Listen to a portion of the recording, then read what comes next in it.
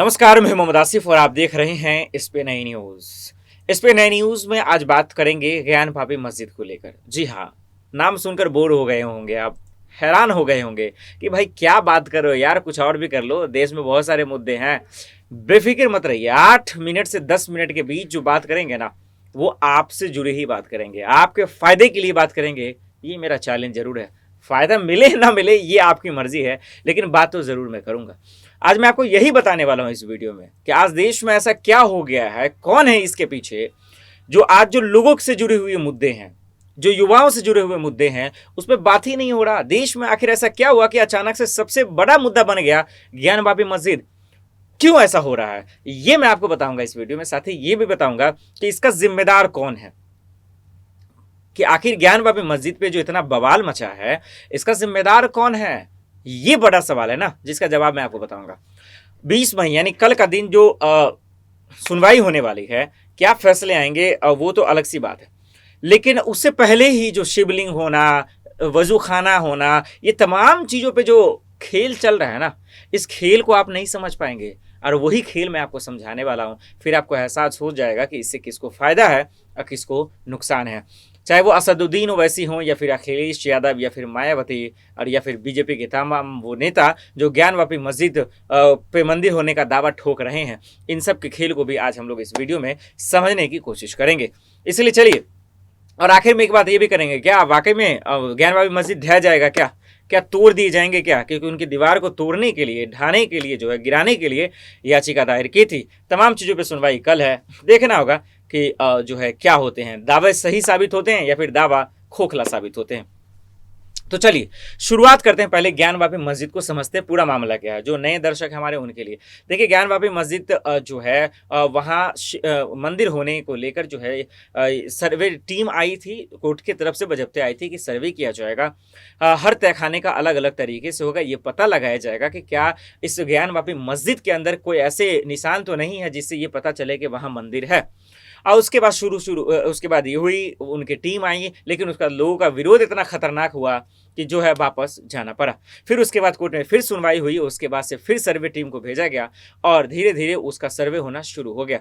सर्वे में पहले तहखाने में हुआ, फिर दूसरे तहखाने, तीसरे तहखाने, चौथे तहखाने, पाँचवें तहखाने तक आते आते तस्वीरें साफ हो गई। रिपोर्ट भी कंप्लीट हो गया, सर्वे कंप्लीट हो गया और सौंप दिया गया। उस बीच में जो है हम सब ने देखा कि दो ड्रामा हुआ। सबसे बड़ा, अजय मिश्रा जो कमिश्नर रहे, उनकी जो है हटा दिया गया, उन्हें जिम्मेदारियों से हटा दिया गया। और उसके बाद एक और चीज़ देखने को मिला कि जो शिवलिंग होने का दावा कर रहे थे, आखिर उन्होंने तस्वीर किसने जाहिर की, इस बात को लेकर घमासान मचा रहा। इतना होना ही, गोदी मीडिया में जो है पूरा खेल शुरू हो गया। नेता बयान देना शुरू कर दिए। लोगों के जहन में भी यही आ गया कि वाकई में ज्ञान वापी मस्जिद पे जो है कहीं ना कहीं मंदिर तो है, और इसको लेकर लोग जो है अपने मूल समस्याओं को भूल गए। इसके बाद आते हैं असदुद्दीन ओवैसी या फिर बीजेपी के मंत्री, तमाम लोग सियासत करना शुरू कर दिए। सर्वे कम, सियासत ज़्यादा होना शुरू हो गया। असदुद्दीन ओवैसी साहब ने कहा कि भाई हम दूसरा बाबरी मस्जिद नहीं ढहने देंगे, हम कुर्बानी दे देंगे, लेकिन जो है बाबरी मस्जिद नहीं बनने देंगे, मस्जिद को नहीं खोएंगे हम लोग। ये तमाम चीज़ अपना ढंडोरा पीट कर चले गए। तमाम जो मुस्लिम संगठन है उनकी मीटिंग भी हुई, और मीटिंग में यही हुआ, चार्जशीट फाइल भी की, और उन्होंने कहा कि राष्ट्रपति से वो मुलाकात भी करेंगे। हिंदू पक्ष की अब बात करते हैं।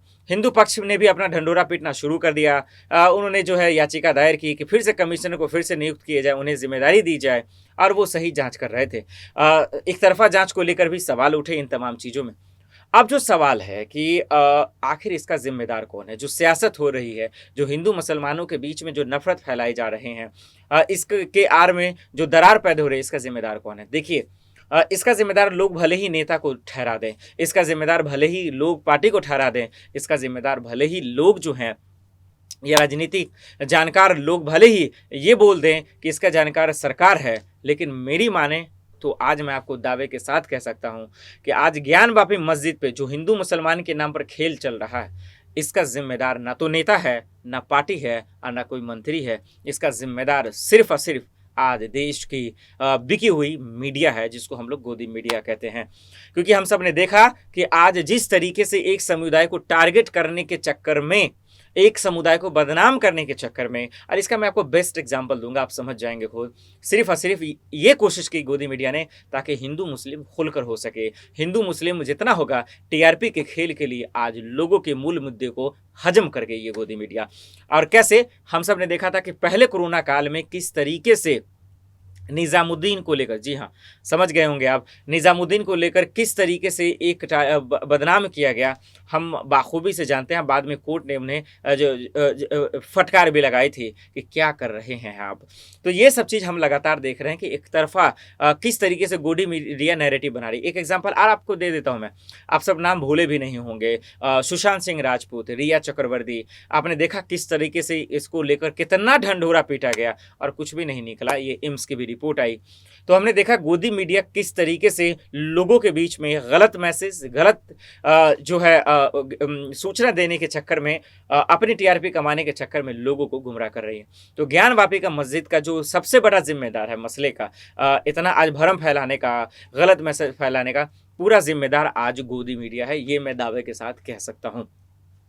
फिर आपको यही बताएं कि अब होगा क्या कल।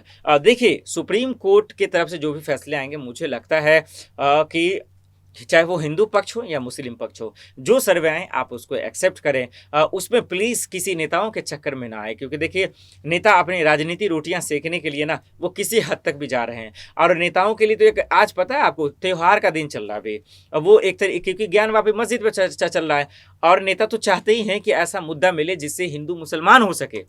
जी हाँ, ये मैं बड़ी बात कह रहा हूँ आपको, और ताकि उसका जो मूल मुद्दे है ना उसकी वो जवाबदेही ना हो सके। क्योंकि आज मैं आपको चैलेंज के साथ कहता हूँ, आप तमाम जनता दर्शक सिर्फ और सिर्फ नेताओं से ये पूछने लगे कि आपने जो वादे किए थे वो कहाँ गए। आज आपने जो कहा था कि पेट्रोल डीजल के दाम 30 से 40 हो जाएंगे, आज 100 के पार क्यों बिक रहे हैं। हर एक चीज़ महंगा हो रहा है, आज भी पेट्रोल डीजल के दाम महंगे हुए हैं। मैं आपको चैलेंज के साथ कह सकता हूँ कि जब आप ये पूछेंगे ना, इन नेताओं की हवा निकल जाएगी और उनको नानी याद आ जाएगी कि कैसे राजनीति क्या होती थी। लेकिन अफसोस की बात है, एक ऐसा माहौल ही बना दिया गया है कि जनता मुंह खोल नहीं रही है और नेता अपनी मनमाना कर रहे हैं, मंत्री अपना मनमाना कर रहे हैं और जब चाह रहे हैं रेट बढ़ा दे रहे हैं। चुनाव होता है 5 रुपये घटा देते हैं, चुनाव खत्म होता है जीत जाते हैं, शतक लगा देते हैं। तो ये तमाम चीज़ें हम सबको देखने को मिला है। तो हम सब ने ये भी देखा एक चीज़ जो बड़ी ख़ास बात रही, और वो क्या था, वो ये था कि कहते कुछ है नेता, करते कुछ हैं। हमने देखा कि किस तरीके से चुनाव से पहले पेट्रोल डीजल के दाम खत्म हुए, अचानक से कैसे बढ़ गया। और एक बात मेरा मानना है कि जनता भले बोले ना बोले मुंह से, लेकिन महंगाई तो है, ये बात तो मान रहे हैं वो, और ये हकीकत है। चलिए आखिर में आपको ये बता दूं कि ज्ञानवापी मस्जिद को लेकर किस पार्टी का सबसे ज़्यादा फायदा है, किसका नुकसान है। देखिए ये जो छोटी छोटी पार्टी है ये भी अपना राजनीति रोटियां तो सीख ही रहे हैं, चाहे वो मायावती हो, अखिलेश यादव या बीजेपी की तरफ से। लेकिन इसमें कोई शक नहीं कि सबसे ज़्यादा बतौर राजनीतिक तौर पार्टी सबसे ज़्यादा फायदा इसका जो है बीजेपी को ही मिलने वाला है। क्योंकि देखिए बीजेपी की सरकार है और लाजमी है कि जब ज्ञानवापी मस्जिद पे बातचीत हो रही है तो तमाम शारदों आस्था का खेल है।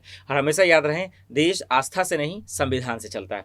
तो सरकार बीजेपी की है, बीजेपी के नेता खूब हवाई भी लूट रहे हैं, कह भी रहे हैं भाई हाँ जी मंदिर है, दावे वो भी ठोक रहे हैं श्रद्धालुओं के साथ में। तो देखते हैं। तो मुझे तो लगता है कि कहीं ना कहीं जो है इसका पूरा फायदा बीजेपी को ही मिल सकता है, क्योंकि उनकी सरकार है और उनकी जो है कहीं ना कहीं बहुत सारे नेता भी तो उन्हीं के ग्राउंड में हैं, बाकी विपक्ष तो खत्म ही है। लेकिन अखिलेश भी लूट रहे हैं इस पर फायदा, लेकिन उतना नहीं लूट पा रहे हैं जितना बीजेपी इस पार्टी में आगे। लेकिन आप क्या सोचते हैं कि इस मुद्दे से किस पार्टी को ज़्यादा फायदा है? क्या वो समाजवादी पार्टी है, क्या वो अखिलेश यादव की पार्टी है, क्या वो बीजेपी की पार्टी है, या कांग्रेस या फिर बीएसपी? और ये जरूर बताएं कि ख़ास करके ज्ञानवापी मस्जिद को लेकर सबसे ज़्यादा जो है नुकसान किसको है, और क्या वाकई में इसे जनता को ही नुकसान है, क्योंकि उसके मूल मुद्दे साफ हो रहे हैं। देखते हैं कल की सुनवाई में क्या कुछ होता है। हर एक अपडेट्स हम आप तक ज़रूर रखेंगे। फिलहाल के लिए इतना ही, बाकी खबरों के लिए देखते रहें स्पेन न्यूज़। नमस्कार।